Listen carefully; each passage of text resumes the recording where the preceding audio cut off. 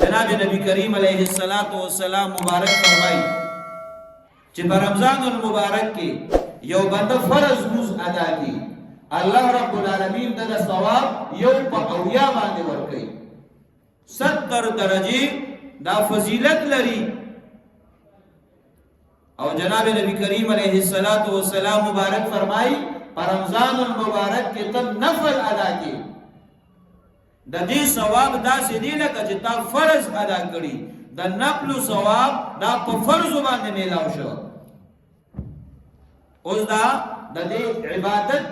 د دې درجه او د ثواب ولې مخکې لاړو وړاندې شو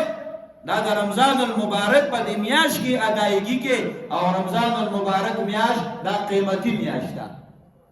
دا با برکت میاشت ده نو ستاسو اعمال او اجر او ثواب سیوا شو د دې وجنا جناب نبی کریم علیه السلام مبارک دام فرمایلی دي عمره فی رمضان تعدل حجه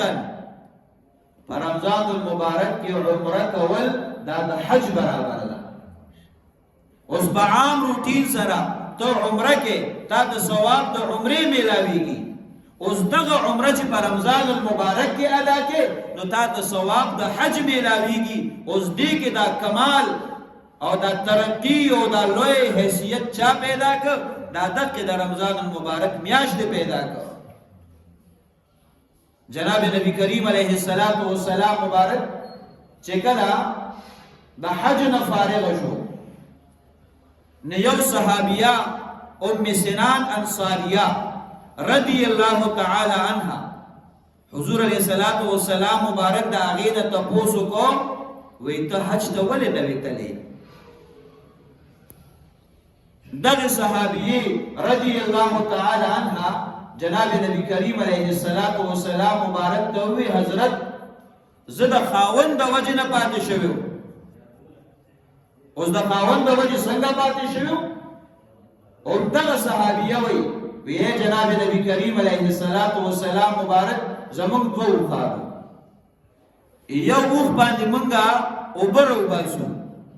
او دوی وخت باندې می خاون حج لتلو زما د سوالې انتظام نو د دې وجه نه زه د حج نه پاتې شوم وی جناب نبی کریم علیہ السلام مبارک وتو فرمایل